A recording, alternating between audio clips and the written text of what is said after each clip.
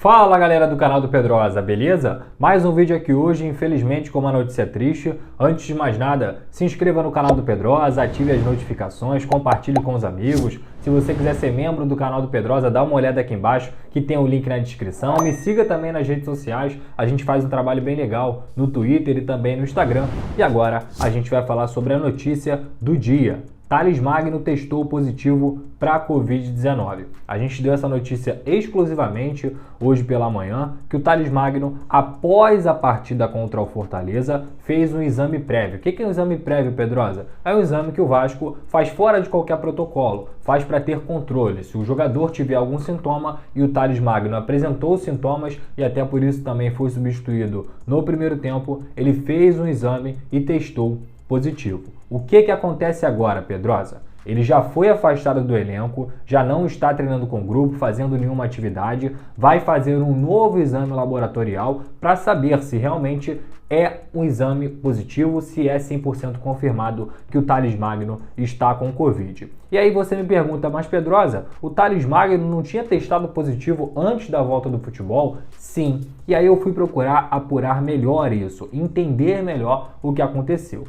Antes da volta do futebol, havia uma metodologia e uma tecnologia de testagem. Essa metodologia, dentro do Vasco, há um consenso de que ela não é mais 100%. Ela não é mais confiável. Ou seja, naquele momento, vários jogadores do Vasco da Gama, o Vasco teve um surto de Covid, eles testaram positivos. E quem estava assintomático, principalmente, pode ser que esse resultado não seja preciso, não tenha sido preciso nesse momento. Eu até ouvi de algumas pessoas que trabalham dentro do Vasco. Se a gente falou que tinham 30 positivos, na verdade era metade. Então, esse teste do Thales Magno, que foi positivo antes da volta do futebol, pode ser que não tenha sido concreto, pode ser que não seja confiável. Então, por isso, ainda não quer dizer que é um teste de reinfecção, que é um caso de reinfecção em relação ao Thales Magno. Então, primeiro, a gente tem que esperar para ver qual vai ser o resultado desse exame laboratorial. O primeiro exame, que é efetivo, já foi feito, que é esse exame prévio, como eu expliquei, foi feito e foi testado positivo. Ele vai fazer um segundo exame e talvez até um terceiro exame antes de ser realmente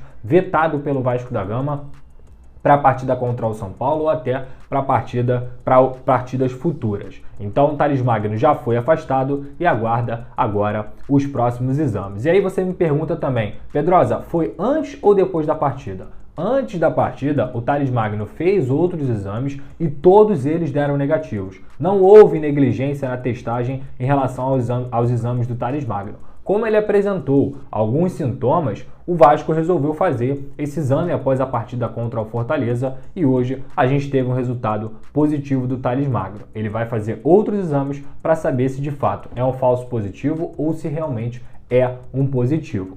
Em relação ao Martim Benítez também, que logo antes da partida a gente teve a notícia de que ele tinha testado positivo para coronavírus, ele também fez esse exame prévio que eu expliquei. E por isso eu até dei a notícia lá no Twitter, você pode dar uma olhada, eu coloquei: Benítez está fora da partida por suspeita de Covid. Por quê? Ele já havia testado positivo para Covid, mas assim como o Thales, ele também precisou fazer um exame laboratorial. Ele fez esse exame e testou positivo. Hoje, o Thales testou positivo no exame prévio e ainda vai fazer o exame laboratorial para a partida. Por isso que ele não foi afastado. Antes da partida, Benítez testou positivo. Thales, negativo. Depois da partida, o Thales testou positivo. Aí por isso que ele conseguiu entrar em campo. Tinha muita gente confusa em relação a isso, saber se era um caso, se botaram o Thales em campo com sintomas, não foi nada disso. Ele testou negativo e foi para o jogo, diferentemente do Benítez, que havia testado positivo e foi logo afastado. É um protocolo. O Departamento Médico do Vasco leva isso com muito cuidado, inclusive ajudou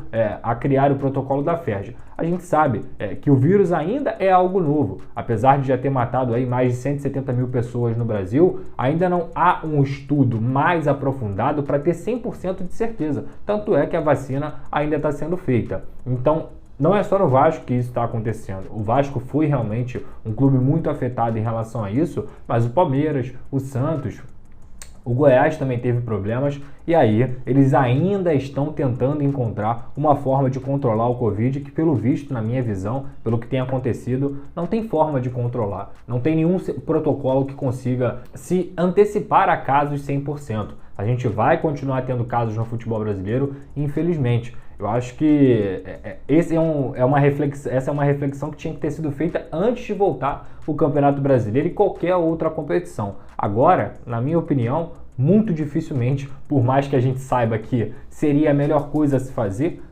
até pela segurança dos atletas e de todo mundo que trabalha dentro do futebol, era parar tudo. A verdade é essa. Até porque está vindo uma segunda onda, já começou na Europa, e aí não, é questão de tempo para chegar no Brasil. Então, a gente lamenta o fato do futebol ter sido colocado à frente da vida das pessoas tão precocemente no primeiro momento e que agora a gente vê as consequências desses atos. Bem, em relação aos jogadores que testaram positivo anteriormente, o Leandro Castan e o Miranda voltaram a treinar, se reapresentaram no Vasco da Gama, mas eles vão depender de outras análises para saber se eles vão ficar à disposição do Ricardo Sapinto para a partida contra o São Paulo, até porque, apesar deles terem treinado em casa, é diferente você participar com um grupo. Os outros jogadores, como Ribamar, Carlinhos, que também testaram há um bom tempo, eles também estão sendo avaliados, depende da apresentação de sintomas. E os outros também, como Thiago Reis, Ulisses, Bastos e o próprio Benítez, além, é claro, do que a gente já falou do Thales Magno, ainda vão ficar os 10 dias aí isolados para que não contaminem ninguém. Então a gente pode ter a volta do Leandro Castan,